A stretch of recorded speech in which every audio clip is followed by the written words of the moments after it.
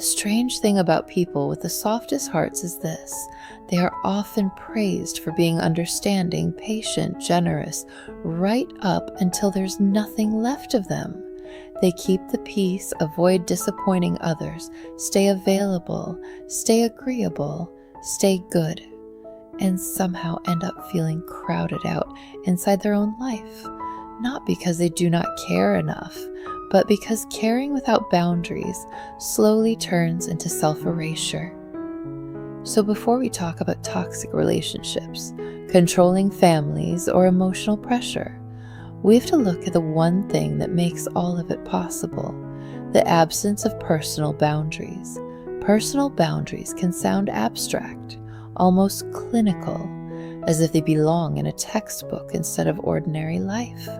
But in reality, they live in very small moments.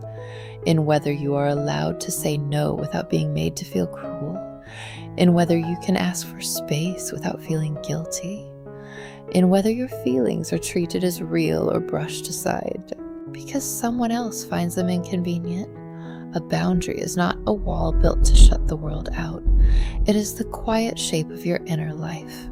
It is how you say, "This is where I end and this is where you begin." The problem is, many people were never really taught that. They were taught how to be pleasant, how to be easy to love, how to smooth tension, not create it, how to keep everyone comfortable, how to swallow discomfort for the sake of harmony, how to notice what other people need before they even ask, while barely learning to ask what they need themselves. From the outside, those qualities look admirable: sensitivity, patience, loyalty, emotional intelligence, and yes, many of them are beautiful. But there is an inconvenient little truth hiding underneath all that virtue. Kindness without boundaries becomes access, unlimited, unquestioned access. And once people get used to that access, they stop noticing what it costs you. Your life begins to feel like a room with no lock on the door. People walk in with their opinions, their urgency, their moods, their expectations. They rearrange the furniture of your day as if it belongs to them. They ask questions you are not ready to answer. They expect a response before you have even found the words. They assume closeness gives them permission to go further than you are comfortable with. And because nothing dramatic has happened, because no one has yelled, because it all still looks normal, you start doubting your own reaction. Maybe I'm overthinking it. Maybe I'm too sensitive. Maybe I should be more understanding. That is how boundaries get crossed so often.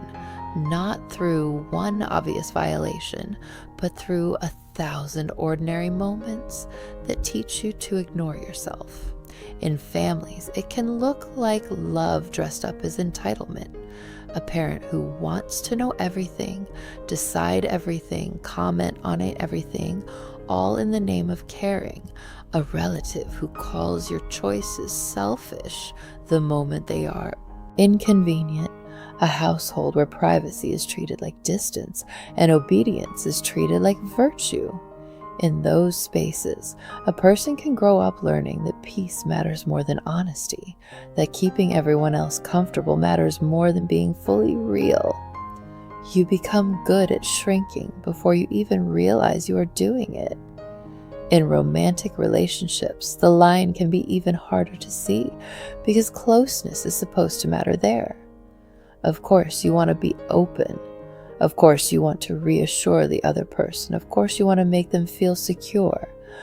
But there is a difference between intimacy and possession, and sometimes that difference is ridiculously thin. It starts with wanting to know where you are, then why you took so long to reply, then why you need time alone, then why your mood changed, then who else has your attention, then why you are suddenly different. Nothing may sound outrageous on its own. That is the trick. Control rarely shows up wearing a villain's coat. It often arrives sounding worried, wounded, needy, even loving. And because you care, you keep adjusting. You answer faster, explain more carefully, anticipate moods, edit your tone, rearrange your evenings, offer reassurance before anyone has even asked for it. Slowly, your life stops moving to the rhythm of your own needs and starts moving to the rhythm of someone else's reactions. That is a strange kind of exhaustion, not loud, not always visible, but deeply consuming. You are not living freely anymore. You are living responsively. The same pattern shows up in friendships, at work, and in everyday social life. You become the reliable one, the accommodating one, the one who listens, helps, absorbs, carries. People bring you their problems because you are safe, steady, generous. But when your own inner world fills to the brim, you do not quite know what to do with it. You have spent so long being the one who handles everything that your own overload starts to feel like a personal failure. One more message feels heavy. One more favor feels irritating. One more demand feels unbearable. And instead of recognizing burnout, resentment, or emotional depletion, you accuse yourself of becoming selfish. But maybe you are not becoming selfish at all. Maybe the cup has just been overflowing for longer than you are willing to admit. This is the part people often miss. Boundaries rarely collapse in one dramatic moment. They erode quietly. Every time you feel discomfort and dismiss it, every time you laugh off what actually hurt, every time you say yes too quickly because saying no feels dangerous, every time you stay available past your limits because you are afraid of what someone else's disappointment might mean. That is how self-abandonment becomes a habit, not through one catastrophic choice, but through repetition. So why is it so hard to say no? Because for many people, no is never just a word. It carries a whole history behind it. The fear of being disliked, the fear of being called cold, dramatic, difficult, ungrateful, the fear of losing closeness, the fear of being left.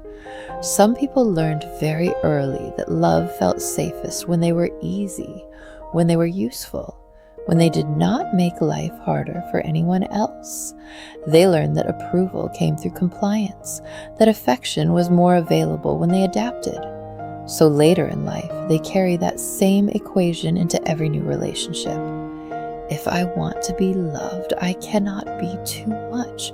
If I want to stay connected, I cannot have too many needs. But a person cannot stay whole by constantly trimming away pieces of themselves. That is the real cost of living without boundaries. Not just fatigue, not just resentment, but the gradual blurring of your own outline. You stop knowing what you actually want because you have spent so long adjusting to everybody else. You stop trusting your discomfort because you have trained yourself to override it. You stop recognizing anger, sadness, and exhaustion for what they are, because every feeling gets instantly translated into responsibility. How do I fix this? How do I make this easier? How do I keep this from becoming a problem?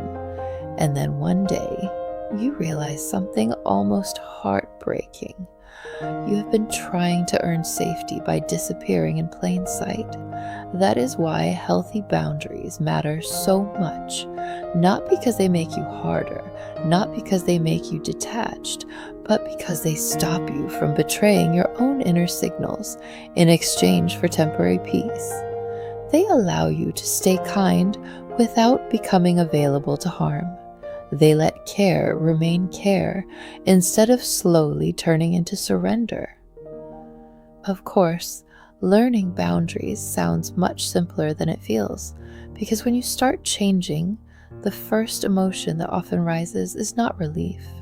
It is guilt. You feel guilty for replying later, guilty for needing time, guilty for not explaining every decision, guilty for keeping parts of your life private.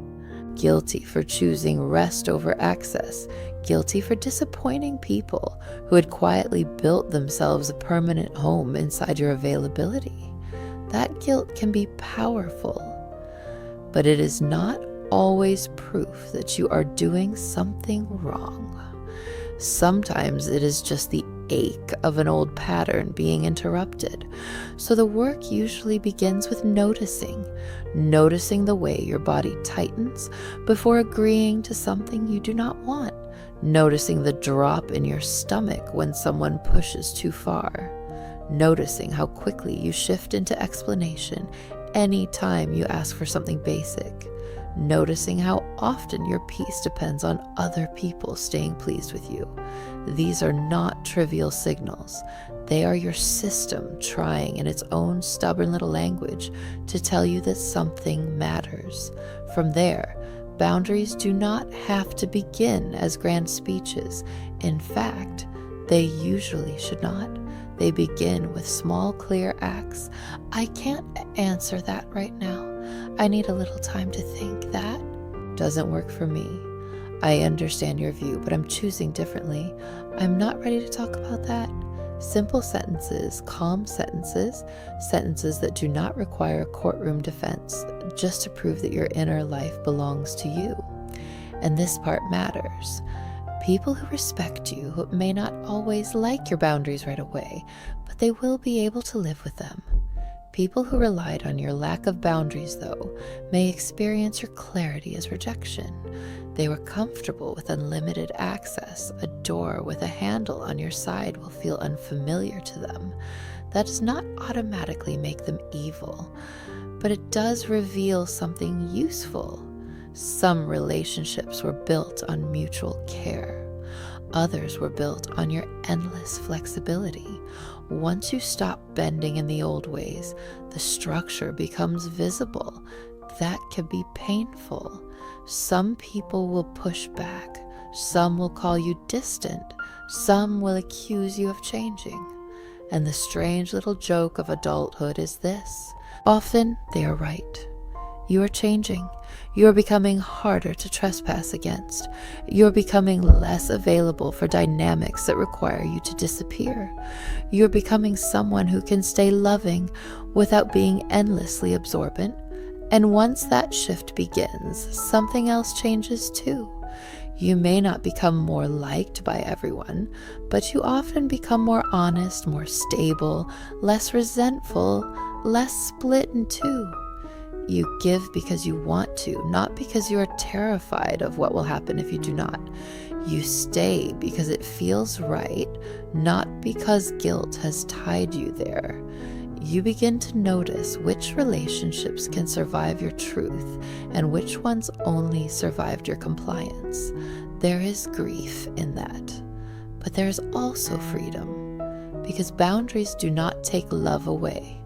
They reveal its quality. Real care does not require unlimited access. Real intimacy does not demand that you surrender every private corner of your mind. Real connection can survive your no. In fact, sometimes it becomes more genuine because of it.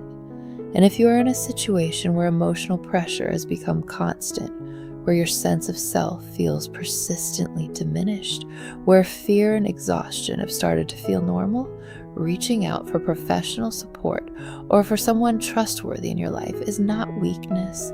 It is one of the clearest forms of self-protection there is. In the end, personal boundaries are not about pushing everyone away. They are about returning yourself to your rightful place in your own life, not standing at the edge or trying to keep everybody comfortable, not folding yourself into smaller and smaller shapes so nothing feels tense, but standing at last in the center of your own emotional world, steady enough to open the door when you mean yes, and steady enough to close it when you mean no. Because you were never meant to become an empty space for other people's needs to live in. You were never meant to earn love by making yourself smaller. And sometimes the first act of healing is not endurance at all. It is the quiet, steady courage to say, This is as far as you get